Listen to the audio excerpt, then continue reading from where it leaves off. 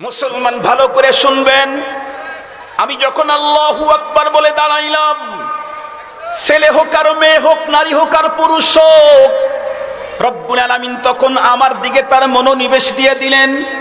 কি পরিমাণে মনোনিবেশ দিলেন! আমি যখন পড়া শুরু করলাম, আলহামদুলিল্লাহি রাব্বিল আলামিন, আল্লাহ পাক মনোযোগ সহকারে আমার তেলাওয়াতটা শুনলেন, সাথে সাথে আমাকে উত্তর ফিরায় দিলেন। আল্লাহ বললেন, হামিদানি আব্দি।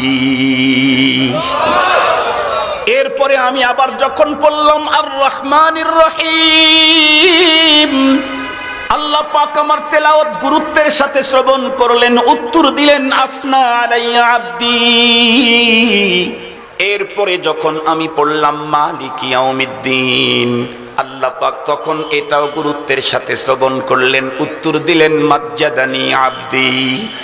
এরপরে আমি যখন পড়লাম ইয়াকা না'বুদু, আমি যখন পড়লাম ইয়াকা না'বুদু ওয়া ইয়াকা নাস্তাঈন, আমার আল্লাহ আমার প্রতি এতটাই সন্তুষ্ট হয়ে গেলেন, আমার প্রতি এতটাই রাজি আর খুশি হয়ে গেলেন, তখন আল্লাহ পাক আমাকে ডেকে বললেন, হাদা মা বাইনি ওয়া বাইনা আব্দি ওয়া লি আব্দি মা সাআল। আল্লাহু আকবার বলেন। মালিক কি বললেন তর্জমা তো বুঝি নাই, এজন্য আমাকে বলতে হলো আল্লাহু আকবার বলুন। যদি তর্জমা বুঝতেন নিজের পক্ষ থেকেই চিল্লায়া বলতেন আল্লাহু আকবার। সম্মানিত হাজিরিন, আমি যখন পড়লাম ইয়াকা না'বুদু, আল্লাহ আমি তোমারই ইবাদত করি, ওয়া ইয়াকা নাস্তাঈন, তোমার কাছেই সহযোগিতা চাই। এই কথাটা যখন আমি বললাম, আল্লাহ পাক তখন আমাকে বললেন, ও বান্দা, তুই এখন যে আয়াত তেলাওয়াত করলি, এর অর্ধেক আমি রাখলাম আর অর্ধেক তোকে দিলাম। কি মজার কথা, কি স্বাদের কথা, কি ভালোবাসার কথা, কি মায়ার কথা। সূরাতুল ফাতিহার মধ্যবর্তী আয়াত, ৪র্থ নাম্বার আয়াত, আল্লাহ বললেন, ও বান্দা, এর অর্ধেক আমি নিলাম, অর্ধেক তোকে দিলাম। এতটুক বলেই কি শেষ করলেন? আল্লাহ এরপরে যে আরো কি বললেন, এরপরে বললেন, ওয়ালি আব্দি মা সাআল, আমি তোর উপরে সাংঘাতিক প্লিজড হয়ে গেছি, এখন তুই যা চাবি তাই পাবি। আল্লাহ পাক আমাকে কি বললেন, আপনাকে কি বললেন? নামাজের মধ্যেই মালিক বলে ফেললেন, তুই এখন যা চাবি তাই পাবি। আমি দাঁড়িয়েছি, আমাকেও বলেছে, আমার ছেলে দাঁড়িয়েছে, আমার ছেলেকেও বলেছেন, আমার মেয়ে দাঁড়িয়েছে, আমার মেয়েকেও বলেছেন, আমার স্ত্রী নামাজে দাঁড়িয়েছে, আমার স্ত্রীকেও আল্লাহ বলেছেন, তুই যা চাবি তাই পাবি। আল্লাহু আকবার বলেন তো দেখি, আমার আল্লাহ জীবনে এ পর্যন্ত কাউকে দেওয়া ওয়াদা মিস করছে? দুই একটা মিস করে কোনোদিন? ইন্নাল্লাহা লা ইউখলিফুল মিআদ। আল্লাহ পাক কখনোই ওয়াদা মিস করেন না। আল্লাহ তো দূরের কথা, রাসূলুল্লাহ ওয়াদা মিস করে নাই। ঠিক বললাম না? ঠিক বললাম। আল্লাহ তো আল্লাহই, রাসূলুল্লাহ, আল্লাহর রাসূল যারা, তারাই জীবনে ওয়াদা মিস করে নাই। আল্লাহ ওয়াদা মিস করবে কেমনে? রাসূলুল্লাহ তো ওয়াদা মিস করেন নাই, তো আল্লাহ ওয়াদা মিস করবেন কেমনে? কি বললেন? এখন তুই আমার কাছে যা চাবি তাই পাবি। এই যে বললেন, এ অর্ধেক আমার অর্ধেক তোমার, এটার মজার তথ্য কিছু নোকতা আপনারা শুনবেন, কিছু নোকতা আপনারা শুনবেন। আলহামদুলিল্লাহ, তাহলে নোকতাটা বলি, পরে একটা কথা শর্টে আমি শেষ করে দিয়ে দেব ইনশাআল্লাহ। সেটা হলো, দেখেন সূরাতুল ফাতিহার আয়াত সংখ্যা কত? ৭। হাদিসের মধ্যে আসছে, সূরাতুল ফাতিহাকে আল্লাহ পাক দুই ভাগে বিভক্ত করে, এক ভাগ আল্লাহ নিজের জন্য রেখেছেন, আর এক ভাগ আল্লাহ বান্দাদের জন্য দিয়েছেন।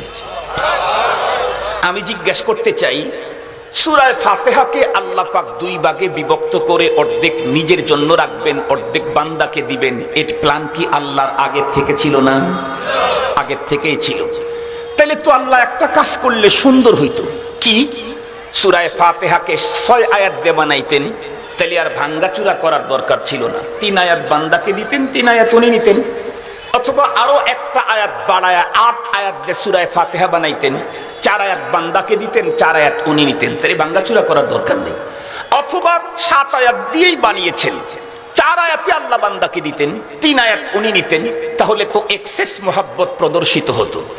আল্লাহ পাক 6 আয়াত 8 আয়াত দিয়ে তৈরি করে সমান সমান করে ভাগ করলেন না, 7 আয়াত দিয়ে সূরা ফাতিহা তৈরি করে 4 আয়াতও আল্লাহ বান্দাকে দিয়ে এক্সেস মোহাব্বত প্রদর্শন করলেন না, বরং 3 আয়াত উনি নিলেন, 3 আয়াত বান্দাকে দিলেন, মাঝখান কাটটা ভেঙ্গে অর্ধেক উনি নিলেন, অর্ধেক বান্দাকে দিলেন। এই ভাঙ্গাচোরা করলেন কেন? নোকটা ভালো করে কথাগুলি শুনবেন, হিকমত। সম্মানিত হাজিরিন, আপনাদেরকে একটা মিসাল দিলে তাহলে ভালো করে বুঝবেন। মনে করেন আমাদের দেশে একটা সময় সিস্টেম ছিল, ছেলেরা বিয়ে করতে চাইলে সময় হইলে ছেলেরা নিজেরাই কিন্তু বলার সাহস করত না যে আমি বিয়ে করি। এটা লজ্জা ছিল, এটা চূড়ান্ত লজ্জা ছিল। এই যে আমার চাইতে বয়সের বেশি যারা আছে এদেরকে জিজ্ঞেস করেন, সময় হইলে বাবা, দাদা, নানা, চাচা এরা ঠিক করতো, এবং বিবাহটা যে ঠিক করতো এটা ছেলেকে নিয়ে যাইতো পরে, আগে মুরব্বীরা দেখতো। কেউ কেউ তো নিজেরা দেখার সুযোগই হয় নাই, মুরব্বীরা দেখেই চয়েস করে নিয়ে আসতে। কিন্তু আমরা কি দেখতেছি এখন? এখন বলেন তো দেখি, মুরব্বীদের দেখার সুযোগ আছে নাকি? ওরাই ঠিক করে, ওরা বুঝেন তো, বাস আলহামদুলিল্লাহ, এর চেয়ে বেশি বলা দরকার নেই। ওরাই ঠিক করে। কিন্তু দেখতেছি কি, আব্বা, দাদা, চাচা, ফুবা যেগুলা ঠিক করে দিয়েছে ওই একটা দিয়েই জীবন গেছে ওদের আর কখনো ভাঙ্গাচুরা হয় নাই। এখন ওরা চয়েস করে, 1.5 মাস পরে আবার অ্যাসিড মারে। কথা বলেন না কেন? ওরাই চয়েস করে, 1.5 মাস পরে আবার অ্যাসিড মারে। আরে তোরা তাহলে কি চয়েস করলি? অ্যাসিড মারস কেন? চয়েস করলি তো অ্যাসিড মারলি কেন? চয়েস করলি তো আবার কেরোসিন ঢেলে দিলি কেন? চয়েস করলি তাহলে ব্রিফকেসের ভিতরে লাশ ঢুকাইলি কেন? সেদিকে যেতে চাই না, ওটা বলতে গেলে লম্বা টাইম লাগবে। এই ঝামেলা আসছে কোথা থেকে সেটা বলতে চাই না। তো মনে করেন ওরাই চয়েস করছে, মুরব্বীর চয়েস বাদ, বিয়ে হয়ে গেছে। এখন ঝামেলা, মান অভিমান তৈরি হতে একটু সময় লাগে না? প্রথম কয়েকদিন তো মজা, স্বাদ, ভালোবাসা, ভালো লাগা, আনন্দ। তো লাইলাতুজ জুফাফের পরে, বাসর রাত্রের পরে স্বামী দ্বিতীয় রাত্রে স্ত্রীর ঘরে ঢোকার আগে 6টা মিল্কান্ডি কিনছে। কিনা ঘরের ভিতরে ঢুকে স্ত্রীকে বললো যে আজকে 6টা মিল্কান্ডি নিয়ে আসছি। ও আবার জানে যে স্ত্রী মিল্কান্ডি সবচাইতে বেশি চয়েস করে, এই জন্য মিল্কান্ডি কিনছে। গিয়া বলল, বেগম কি নিয়ে আসছি তা জানো কি? কি? তোমার সবচাইতে প্রিয় চয়েসের জিনিস। কি? যেই মিল্কান্ডি বের করছে স্ত্রী তো হেসে দিয়েছে, আর দাও না আমাকে। তো বন্টন করলো, 3টা সে নিল, 3টা স্ত্রীকে দিল। তাহলে মোহাব্বত কি হলো? সাওয়া সাওয়া, মোহাব্বত সাওয়া সাওয়া, তাই না? 50-50। পরের দিন করছে কি, 7টা কিনছে মিল্কান্ডি। এসে বলছে, বেগম আজকেও তোমার চয়েসেবল জিনিসটা নিয়ে আসছি। কি? মিল্কান্ডি কিনছি। আরে দাও না। তখন 7টা বের করে আজকে 4টা বেগমের হাতে দিল, আর 3টা সে নিজে খাইলো। আজকে কি সাওয়া সাওয়া না এক্সেস? আজকে এক্সেস মোহাব্বত। নিজের জন্য 3টা, স্ত্রীকে 4টা দিয়েছে, এক্সেস মোহাব্বত। পরের দিন আবার 7টা কিনছে। কিনার পরে স্ত্রীকে বলল, বেগম আজকেও কিন্তু কিনেছি মিল্কান্ডি। কই আর দাও। তো 3টা স্ত্রীকে দিল, 3টা সে নিজে নিল। 2 জন সাফা করে ফেলেছে খেয়ে কমপ্লিটলি। এখন বাকি রয়েছে কয়টা? এই একটা করলো কি, প্যাকেটটা ছিঁড়ে স্বামী কামড় দিয়ে অর্ধেক নিয়ে অর্ধেক স্ত্রীর মুখে উঠাইয়া দিল। বলুন তো দেখি, এই 3 দিনের ভিতরে সর্বাধিক মোহাব্বত প্রকাশ পেল কোন দিন? একটু জোরে বলেন। মাঝখানকার দিন কিন্তু আরো অর্ধেক বেশি দিয়েছে, তারপরেও চূড়ান্ত মোহাব্বত প্রকাশ পায় নাই। কেন? টোটাল একটা দিয়া দেওয়া সহজ, কিন্তু একটাকে ভেঙ্গে অর্ধেক নিজে রেখে আরেকজনকে সেখানে শেয়ার করা এটা সহজ নয়, এটা কঠিন। আল্লাহ পাক যদি 7 আয়াতের 4 আয়াত বান্দাকে দিতেন, 3 আয়াত উনি নিতেন, মোহাব্বত এক্সেস বোঝা যেত, চূড়ান্ত মোহাব্বত বোঝা যেত না।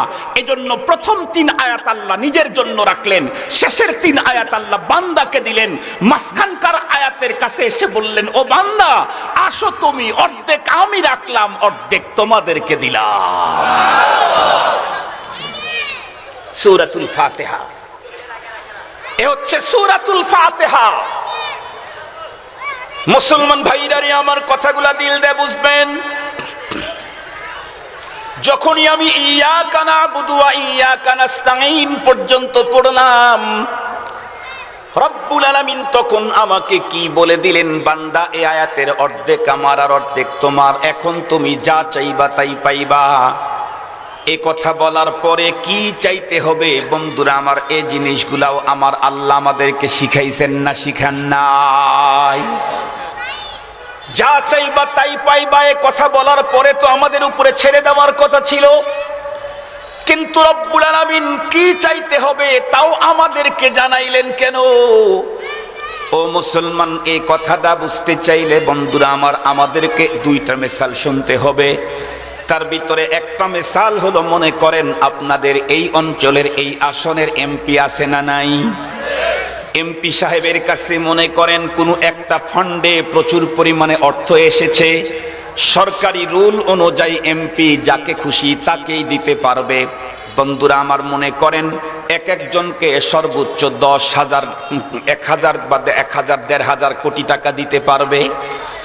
এমতো অবস্থায় এমপি সাহেবের কোন এক আপনজন এমপির কাছে এসে বলল, ভাই আপনার কাছে নাকি অনেক বড় অ্যামাউন্টের অর্থ সম্পদ এসেছে, যাকে খুশি তাকেই দিতে পারবেন, আমার অবস্থা তো বড় জটিল, একটু মেহেরবানি করে আমাকে একটা ডিও লেটার দিলেই তো হয়ে যায়।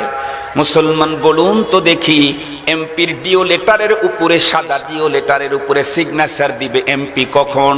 যখন ডিও লেটার যে চাইলো সেই লোকটা এমপির আস্থাভাজন আপন হবে তখন। এমপির যদি আপনজন না হয়, সাদা ডিও লেটারের উপরে সিগনেচার করার প্রশ্নই তো আসে না, বরং লেখা নিয়ে গেলেও বলবে 42 রকমের ভুল ধরা শুরু করবে। কারণ সম্পর্ক যদি খারাপ হয় তখন লেখে নিয়ে গেলেও হাজারো ভুল ধরে। বন্ধুরা আমার সাদা ডিও লেটারের উপরে সিগনেচার দিল, তার মানে বন্ধুরা আমার এমপির সবচাইতে বড় আস্থাভাজন আপনজন আল্লাহ পাক রব্বুল আলামিন। ইয়্যাকা না'বুদু ওয়া ইয়্যাকা নাস্তাঈন পর্যন্ত পড়তেই আল্লাহ পাক সাদা ডিও লেটারের উপরে সিগনেচার দিয়া দিলেন। কি বললেন? তুই এখন যা চাবি তাই পাবি, আমি মঞ্জুর করে দিলাম। কি চাবি চা। এটা বলার পরে আবার আমাদের জিম্মায় ছেড়ে দেন নাই কি চাবো আমি, কি চাইতে হবে আল্লাহ তাও শিখায়া দিলেন। তোমরা চাও ইয়্যাকা না'বুদু ওয়া ইয়্যাকা নাস্তাঈন, ইহদিনাস সিরাতাল মুস্তাকিম, সিরাতাল্লাযীনা আন'আমতা আলাইহিম গায়রিল মাগদুবি আলাইহিম ওয়ালাদ-দাল্লিন। ইয়্যাকা না'বুদু ওয়া ইয়্যাকা নাস্তাঈন পর্যন্ত পড়ার পর আমাকে তো বললেন তুই এখন যা চাবি তাই পাবি, এখন কি চাইতে হবে? আল্লাহ পাক তাও আমাকে শিখিয়ে দিলেন, তুই চা ইহদিনাস সিরাতাল মুস্তাকিম। আল্লাহু আকবার। এটা কেমন কেমন? এমপি তার অতি আপনজনকে ডিও লেটারের উপরে সিগনেচার দিয়ে দিলেন, দেওয়ার পরেই এমপি চিন্তা করলেন, আমার ওই আত্মীয় যেই ছোট মনের হালকা গ্রামের সাধারণ মানুষ, সে এই ডিও লেটারের উপরে 10,000-এর উপরে অ্যামাউন্ট লেখার সাহস পাবে না, তাহলে তো আর লস হয়ে যাবে। ও তো ইচ্ছা করলে 1,500 কোটি টাকা ও এই ডিও লেটার দিয়ে উঠাইতে পারে। এই জন্য যখন চলে যাবে তখন আবার ডাক দে বলল, এ মিয়া ডিও লেটারটা নিয়ে আসো। বলে কি তুমি কি লিখবা? ও আর কথা বলে না। তখন এমপি সাহেব নিজেই লেখা দিল 1,500 কোটি টাকা। কি মুহাব্বত! তাইলে এমপি নিজেই লেখা দিল 1,500 কোটি টাকা। প্রথমে সিগনেচার দিয়েছে, পরে দেখছেন ও তো 1,000, 10,000 লেখেই ভয় পাবে, এজন্য ওর তো লস হবে। এই ডিও লেটার দিয়ে 1,500 কোটি টাকা উঠানো যাবে, এই জন্য ডাক দিয়ে লিখে দিল। আল্লাহ যদি আমাদেরকে ও পর্যন্ত বলে যদি ছেড়ে দিতেন, তোমরা তোমাদের মতো করে চাও, তাহলে আমরা যেমন ছোট আমাদের চাওয়াটাও হতো ছোট। আল্লাহ পাক দেখলেন যে আমি এটা যা খুশি যা চাইবা তাই পাইবা, এটা বলার পরে যদি চাওয়াটা ওদের জিম্মায় ছাড়ি, ওদের লস করবে। কি চাইতে হবে এটা তো বলতেই সাহস করবে না, ও তো বুঝবেই না। আপনাদেরকে বোঝার জন্য আর একটা মিসাল দিলে বুঝবেন। মনে করেন আমার ঘরে কয়েকটা সন্তান আছে, তো মনে করেন 5-6টা সন্তান আছে, একটা এতটুকু। মাহফিলের দিন যেদিন শুরু হয় সবাই টাকার জন্য আসে। পিচ্চিটাও আসবে না? আসবে না? পিচ্চিটা আসলেও ওর চাহিদা কত? 5 টাকা। কয় টাকা চাহিদা? তবে টাকাটা হতে হবে চকচকা, টাকাটা হতে হবে চকচকা। ওরা যদি 1000 টাকার নোট দেন কিন্তু টাকাটা নর্মাল, ও নিতে রাজি নেই। কেন? ও অ্যামাউন্ট বোঝে না, উপরেরটা বুঝে, চকচকা বুঝে, ও অ্যামাউন্ট বোঝে না, সংখ্যা বোঝে না। এর চাইতে একটু যে বড়, ওর চাহিদা হলো 50, তবে ওর আবার চাহিদাও চকচকা, কচকচা টাকা দিতে হবে, চকচকা টাকা দিতে হবে, নাইলে সে নিবে না। ওর দুইটা, কারণ ও একটু বেশি বোঝে তো, ওই জন্য 5 টাকাতেও রাজি নাই, নর্মালেও রাজি নেই। ওর চাইতে আরো একটু বড়, ও কলেজে পড়ে, ওর চাহিদা কত? 1000। ওর কিন্তু চকচকা কসকসা কোনোটাই চাহিদা নাই, নর্মাল হয় হোক, আমাকে 1000 দেন। কেন? ও অ্যামাউন্ট বোঝে যে চকচকার কোনো দাম নাই, এজন্য ও হলো 1000। আর একটা পরে ইউনিভার্সিটিতে, ওর চাহিদা হলো 10,000। ও তো বোঝে বোঝে, এমন বোঝে, বাবা যখন 10,000 দিচ্ছে, ওর ভিতরে একটা টাকা ছেঁড়া। বাবা চিন্তা করতে, ছেঁড়া টাকা। ও তখন হাত আগায় বলে, আব্বা এটা আমারে দেন, আপনি চালাইতে পারবেন না। বাবাই চালাইতে পারবো না, পোলাই চালাবে। বুঝেন নাই? মানে ও ছিঁড়া দাও নিতে রাজি। আর একটা পরে লন্ডনে বিশ্ববিদ্যালয়, অক্সফোর্ড বিশ্ববিদ্যালয়, ওর চাহিদা হলো 50,000। আমার ছেলে একটার চাহিদা 5, আর একটার চাহিদা 50,000। আমরা যারা আল্লাহর বান্দা, আমাদেরকে যদি ছেড়ে দিতেন কি চাবি চা, তাহলে তো আমরা দুনিয়ার চকচকাটাই চাইতাম, অ্যামাউন্ট বুঝতাম না। কেউ বলতাম আল্লাহ গাড়ি দাও, কেউ বলতাম আল্লাহ বাড়ি দাও, কেউ বলতাম আল্লাহ মিল কারখানা দাও, কেউ বলতাম আল্লাহ চেয়ার দাও, কেউ বলতাম আল্লাহ পাওয়ার দাও, কেউ বলতাম আল্লাহ বিল্ডিং দাও, কেউ বলতাম আল্লাহ মিনিস্ট্রি দাও, কেউ বলতাম আল্লাহ এমপিগিরি দাও, কেউ বলতাম আল্লাহ এটা দাও ওটা দাও। এ সবগুলি হলো চকচকা, 4 পয়সার দাম নাই।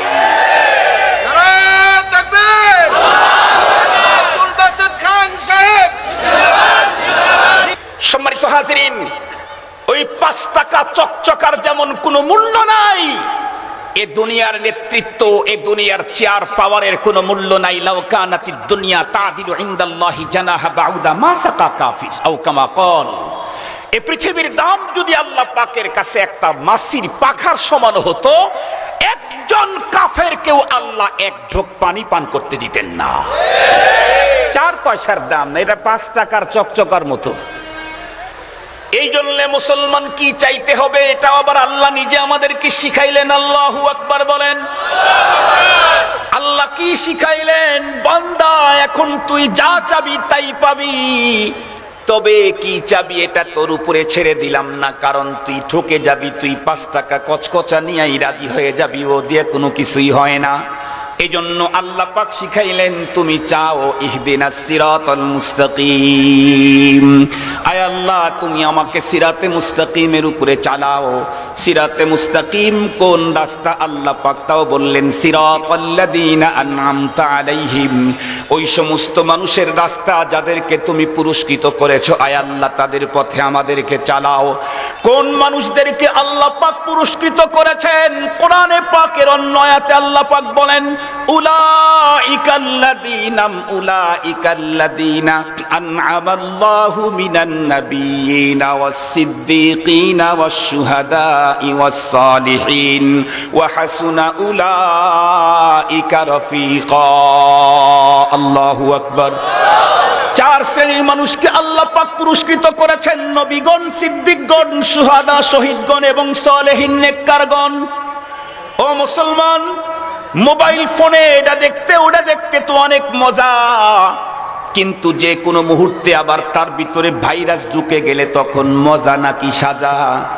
আল্লাহ পাক বন্ধুরা আমার এই জন্য মোবাইল চালাইতে গিয়া আবার ওর ভিতরে অ্যান্টিভাইরাসের বন্ধুরা আমার একটা অপশন রেখেছে, যাতে মাঝে মাঝে তুমি অ্যান্টিভাইরাস দিয়ে তোমার মোবাইলটাকে সুন্দর করতে পারো। আল্লাহ পাক আমাদেরকে সিরাতে মুস্তাকিমের উপরে চলতে বলেছেন।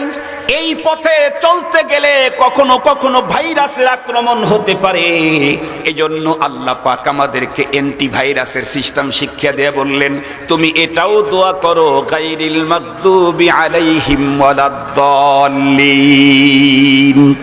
আল্লাহ তুমি আমাকে সিরাতে মুস্তাকিমে চালাও, নবীদের পথে চালাও, সিদ্দিকদের পথে চালাও, শহীদদের পথে চালাও, নেককারদের পথে চালাও। আল্লাহ অভিশপ্ত এবং পথভ্রষ্টদের পথে চালায়ও না। গায়রিল মাগদুবি আলাইহিম ওয়ালাদ-দাল্লিন, অভিশপ্ত এবং পথভ্রষ্টদের পথে চালায়ও না।